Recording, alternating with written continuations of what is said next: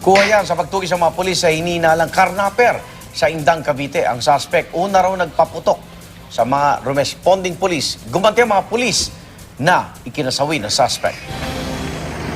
Sa kalsada bumalagta ang isang suspect sa pagnanakaw matapos umunong makaengkwentro ng mga pulis sa Alfonso, Cavite. Nakunan sa CCTV ang pagpasok ng magnanakaw sa bahay ni Kevin Barredo noong madaling araw ng January 24 sa Grand Centennial Home sa Kawit, Cavite. Sa likod dumaan ang lalaki na naka-face mask at makikitang pumasok siya sa pintuan sa gilid. Ayon kay Kevin, may nagising na miyembro ng pamilya kaya naudlot ang pagnanakaw.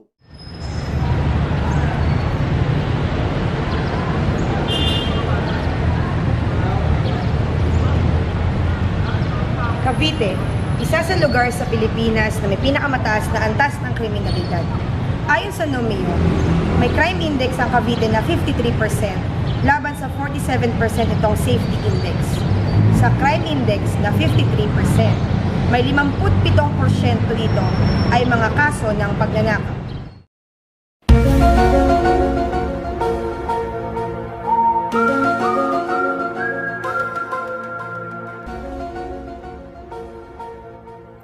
Ayon sa pinakahuling datos ng Cavite Provincial Police Office, 3,897 kaso ng krimen ang naitala at 2,178 dito ay iba't ibang kaso ng pagnanakaw.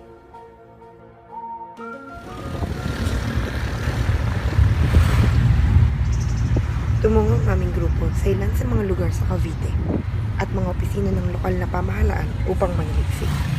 Ilan sa mga lugar na aming sinuri ay ang bayan ng Tansa, Rosario, Kawit at 13 Martires.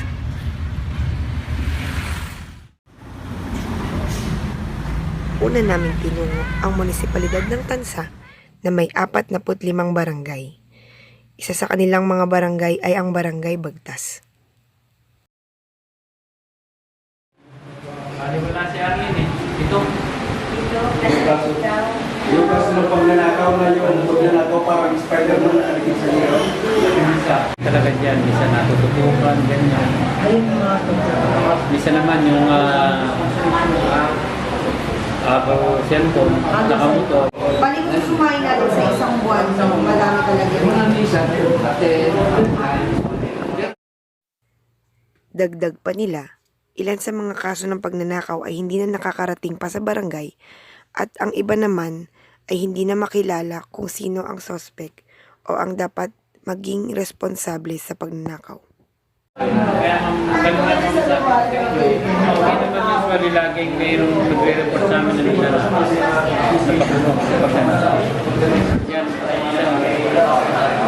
Sa madaling araw, pag natin may bahay na sila kayo ng baso, saka na sila nagre-report. Pero pag isa naman na hindi naman sila nagre-report, magkamamahit ng mga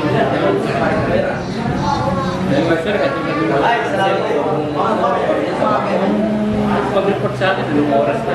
4 na. Sa aming pag-interview, naabutan namin ang isang promosyon dahil sa isang residenteng nanakawan. Kita nga dito.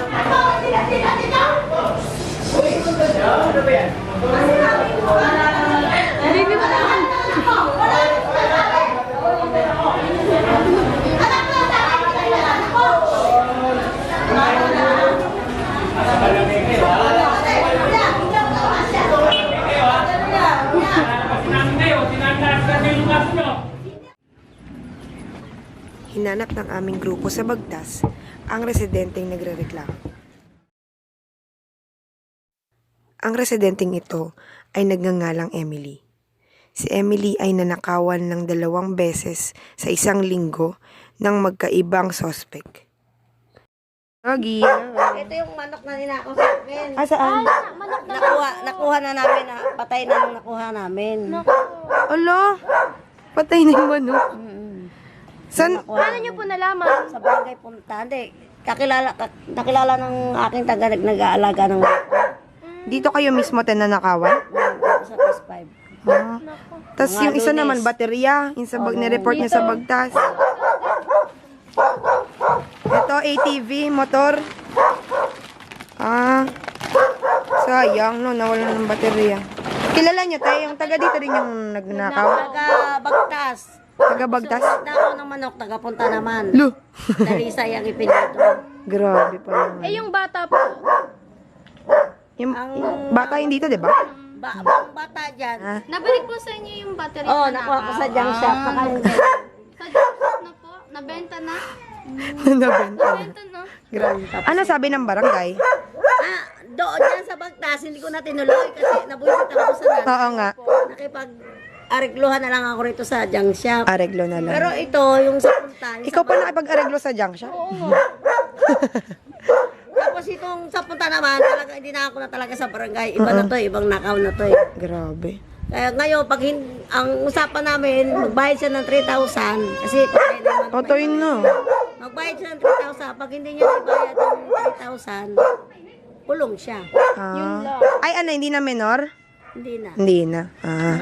Adik-adik na rin. Ayun lang. Alam, mga hindi lang daw sa 20 nang nananakaw ng manok na panabong nun. Ay, kaya ano talaga, tirador na po talaga ng manok.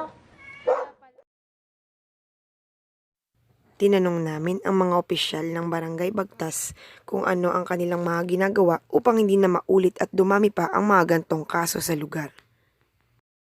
Po, ang mga barangay tayo, nagkakantak po ng sa Monitoring tawag ko. lahat po ng barangay tanod na bawat nakajuri bawat araw, sumasama po yan. Pangkalahatan po ang marami kami. May mga ano po like yung mga CCTV gano'n. Sa CCTV po ma'am, dito po meron sa barangay, meron dyan sa may kanta sa magpabahay, sa school, meron yan dyan. May circle. Ang CCTV natin dito sa barangay, naka-scatter na yan. Pero hindi lahat ng street meron. Meron din wala.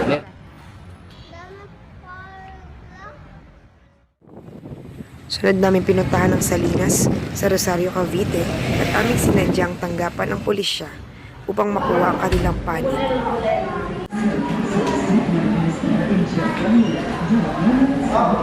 Bali, ang main causes talaga ng kriminalidad, kahirapan. Kasi kung yan ay natutugunan ng gobyerno yung kahirapan ng mga mamamayan, wala na kung tumang tao, walang pera, lalo't nakalansig mura, ganyan ang gagawin yan. Bago yung iba, wala pang proper na education, siyempre hindi natin masisisi kung sila hindi nakapag-aral, di ba? Dito naman sa Rosario, hindi naman gaano, ang kalimitan lang dito yung shoplifting sa SM. Bukod doon, wala nang ibang shoplifting lang na nangyayari sa SM Rosario. Dito sa Rosario, minimal lang ang number ng mga nagnanakaw kasi yung mga pulis natin, lalo na yung mga beat patroller natin, yung patrol officer, magdamag sila nagbabantay sa kalye. Kahit mapadaan kayo ng SM, ng Ligtong, Behero, Poblasyon, lagi kami makikita ang pulis dito. Nakikita niya, nagche-checkpoint. Kaya tutukan namin ang pansin niya, hindi lang naman patrol lang gumagawa niyan pati yung ating mga police community relation officer. Nakikita-kita niya yan, di ba? Minsan, may napunta sa inyo yung eskwelahan na police na nagda-dialogue kontra droga, kontra krimen. Tapos lalo na yung issue ng droga, tutukan ang pansin namin yan. Meron kami ditong programa na pag na-identify yung mga drug personality, ina-under ko na sipag yan. Mali, pagka-graduate nila, meron silang trabaho, bigay ng gobyerno. Tapos yung sa intervention naman natin tungkol sa mga nagnanakaw, pinapreventahan natin yan sa pamamagitan ng police visibility. At saka proper coordination sa barangay, at sa iba pang LGU, pati yung ating mga force multiplier. Tinanong din namin si Chief Investigator Sir Nat kung ano ang mga ginagawa nila sa mga nahuling magnanakaw. Ating mayor, si Mayor Monica Prente, at si ating hepe na si Police Major Pedro Gonzalo. Once na makahuli kami ng ganyan, tulad na nandiyan sila sa loob na, sinangalagaan namin yung karapatan ng mga person under custody. Tapos pag sila nakalaya, tutulungan sila ng gobyerno at saka ng gobyerno ng Rosario para sila mabigyan ng trabaho. Kahit ang sarili naming kagrupo na bagong lipat lamang sa Cavite ay may karanasan din ng pagnanakaw. Sa eksaktong lugar na to, kung saan ako nakapunta ng cellphone. Kasi sa sagsagan ng panahon na yun is pumipili ako ng dalawang klase ng content, yung yellow at yung red. Kasi pinapakita ko yun sa mama ko kung alin doon yung bibilin ko. Ang kaso ang nangyari, biglang hinagdot yung cellphone ko. So, dala ko yung bag ko na malaki, saka yung laptop ko. Iniwan ko yung saglit, saka ko naaalala na mas may mahalaga yung importante ko. So, binalikan ko. Pagkabalik ko, ang bilis tumakbo, wala na, hindi ko na siya makaabot. Hindi ka tinulungan ng mga tao sa paligid kasi marami naman nagtitinda dun sa paligid. Karamihan ng mga tao ng mga panahon na yun, saka or is mga estudyante. So, parang hindi sila madami siguro, kaya parang wala na lang. Mga lokal na, lokal dito, di ba may mga barangay, Malayo kasi dito yung barangay, so parang, ayun, wala yung mga panahon, walang tado na tumadaan, gano'n. Tapos yung mga tao kasi may kanya-kanyang ginagawa, so walang nangyari. Yun lang, hinayaan na lang din, hindi na din ako nagsumbong, kasi hindi ko naman kilala kung sino yung kumuha. Isa rin sa mga may naitatalang kaso ng nakawan ay ang Kawit, Cavite. Sinadya namin ang barangay Bailen sa Kawit upang makuha ang kanilang panayam ukol sa isyu ng pagnanakaw. Nakahuli na rin kami, 2 times na kami nakahuli ng mga akyat bahay na. Mga kaso din ng mga snatching, gano'n, pero malimit, hindi rin namin basta-basta kahit na may mga CCTV kami riyan. Siyempre, hindi naman minuto, may tao, gano'n. Tsaka mga bilis na mga pangyayari, hindi namin mabuli sila. Minsan may mga nakabungit pa, kaya hindi mamakita. Tinanong din namin si Barangay Investigator Aguilar tungkol sa mga issue o dahilan kung bakit may nakawan sa kanilang lugar. Malimit yan, drugs talaga ang nanggayon. Kasi hindi naman dito sa amin wala, kung sa amin lang, wala mga taga-ibang lugar ang dumadaan. Fully kami dyan.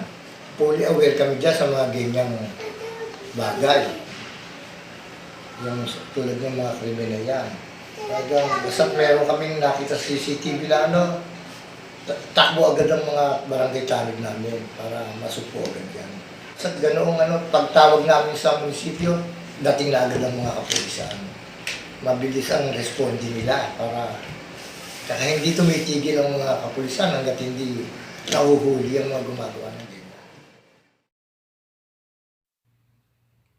Ayon sa datos, malaki ang epekto ng paglobo ng populasyon upang tumaas ang mga krimen tulad ng pagnanakaw sa lalawigan ng Cavite. Isa sa mga ahensyang nakatutok dito ay ang Cavite Office of Public Safety. Ano po ang inyong masasabi sa kasalukuyang kriminalidad sa Cavite, in particular with theft and robbery? Okay.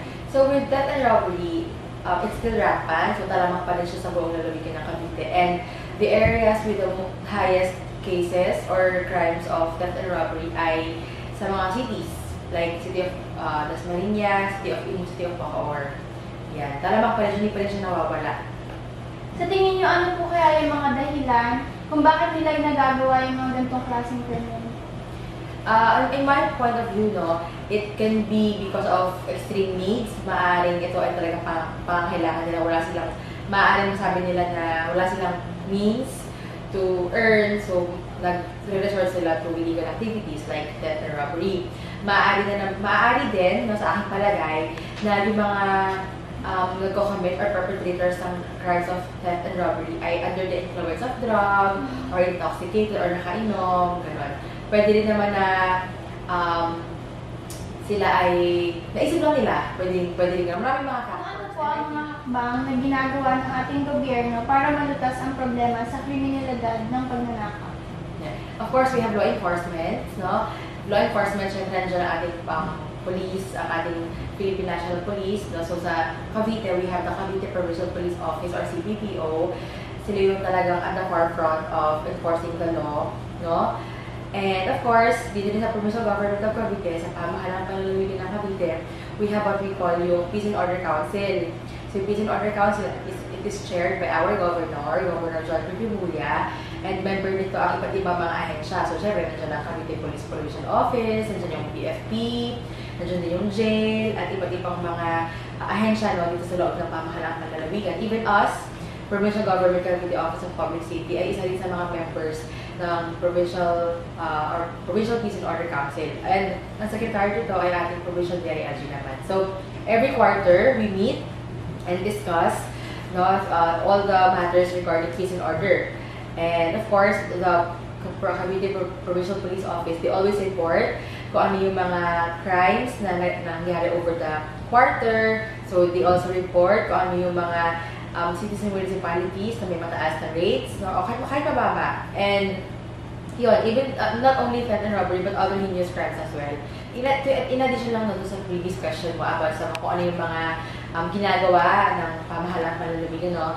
Of course, since we have the Peace and Order Council, we have the Peace and Order Fund, or fund for that. So, ibig sabihin, meron tayong nakalaang pondo para suportahan ang ating mga kapulisan. Hindi lang yung kapulisan, pero ibang ahensya pa na nasa ilalim ng Peace and Order Council para masuportahan yung kanilang mga proyekto para ma-preserve or ma-maintain yung peace natin, ang kapayapaan dito sa ating lalawigan. And aside from that, of course, meron din tayong mga CSO partners, na civil society organization partners na nakikipagtulungan din sa atin. Paggawa ng mga mungkahi, kung meron tayong mga ginagawa mga council resolutions, ayun. So, ito ay sa pamamagitan ng POC or ng Peace and Order Council.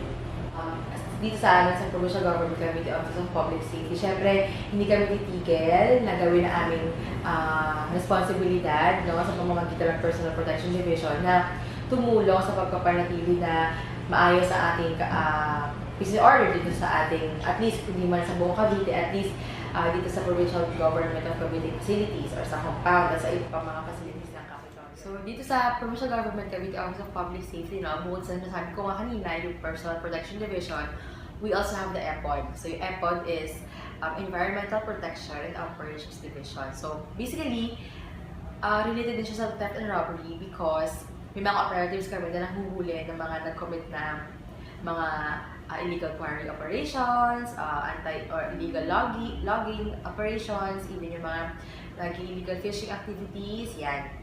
Saka yung mga nag-illegal hunt of mga animals, yan. In a way, theft and robbery din yan, lalo na kung mga hindi naman legal yung kanilang pagkuha, di ba?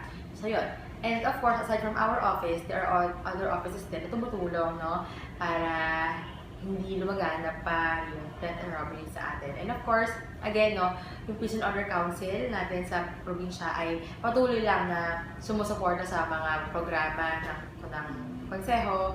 Meron tayo syempre nakalaan pa rin ang pondo para sa mga susunod na taon. Meron tayong plano na binuo.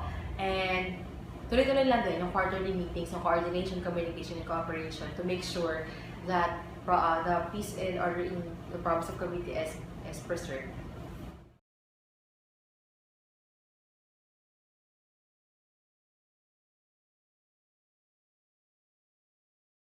So, sa documentary po kasi namin, we're checking the status of kriminalidad po sa Cavite, in particular po sa mga Pagnanakaw. So, nakausap na po namin yung local government, like yung Office of Public Safety, as well as mga barangay and police po. So, gusto lang po namin makuha yung ilang inputs nyo. First question po is, ano po masasabi niyo sa status ngayon ng kriminalidad sa Cavite, in particular po sa mga Pagnanakaw na cases po? Ang Pagnanakaw kasi, we study the statistics and it goes on a pattern. It goes on a pattern on Friday to Sunday, aakit siya. Tapos bababa na ng Monday to Thursday, Friday to Sunday, aakit. Pag payday, aakit bigla. Tapos, so there is an algorithm, there is a rhythm to it. Whenever we have police operations, and that's why we are investing heavily in the police, mga bababigla tayo. But because of a lack of capacity ng national PNP to give them the proper equipment, the province is the one investing in the equipment necessary for them to control. Like in the entire Philippines, 81 provinces, we are the only province with a mobile patrol unit of over 100 vehicles already. So that there will be an intensive campaign during high crime probability days and areas. And then in order to further curtail that, this December 7, we are bidding the fiber optic network of the province, followed by the free Wi-Fi, and then a command center for the province we are planning 5,000 cameras over 5 years, so that all the high-prone areas will be covered by a CCTV camera already. As certain lahat dito sa provincial capital command center. So as far as the statistics goes po, sa palagay niyo po, ano po yung, like, ilan po sa lugar or ano pong particular na lugar dito sa Cavite ang kailangan tutulong? It's a function of population. So Bacoor and Las Colinas have the highest rates. Pinakita ko sa CE. Di ba nakita mo, di ba? Bacoor and Las Colinas have the highest rates. Sometimes one is higher than the other. Then followed by Imus and Jonvic. So it's a function of population. And as our last question po, bali, bilang alam po natin kung kailan yung mga tumataas siya or bumababa, ano po yung maipapayo niyo sa mga residente all around Cavite as a leader po upang patuloy natin maiwasan yung mga kaso ng pagnanakaw? Well, vigilance is one. Cooperation is another. Being aware always of what's going on around your surroundings. Reporting your neighbors who are suspicious. And also cooperating with the barangay officials on matters like this. Iba kasi hindi ko-cooperate. So, a lot has to do with also cultural change, like dapat bawal ka mag-inuman sa kali, bawal na mga party, mga karaoke sa kali. A lot of this has to do with that. And then better policing also is important. So, it goes hand in hand. But I think the bigger responsibilities will be law and order officials, from barangay captain all the way to the policeman. And maybe some that way is also citizens. Because I would say that 98% of Caviteños naman are peace-loving. May 2% lang dyan na loko-loko or big consequences. So sa matter of the 98% acting against 100%. Thank you po. So, possible po kasi po yung documentary namin is hanggang school lang, at least po, mai-relay din namin sa mga classmates and schoolmates namin yung possible na pwede natin gawin. So, I think that's about our needs po in terms of information. Thank you po for welcome. Thank you. Sa kasalukuyan, lagana pa rin ang mga kaso ng nakawan sa Cavite. Dahil sa dami ng populasyon at isa ang lugar na ito sa may pinakalumulobong populasyon sa bansa, marami ang naitatalang kaso ng kriminalidad, lalo na ang pagnanakaw. Subalit, sa aming pananaliksik, ang gobyerno ay patuloy na gumagawa ng mga aksyon upang mabawasan ang pagnanakaw at iba pang kriminalidad sa ating bansa.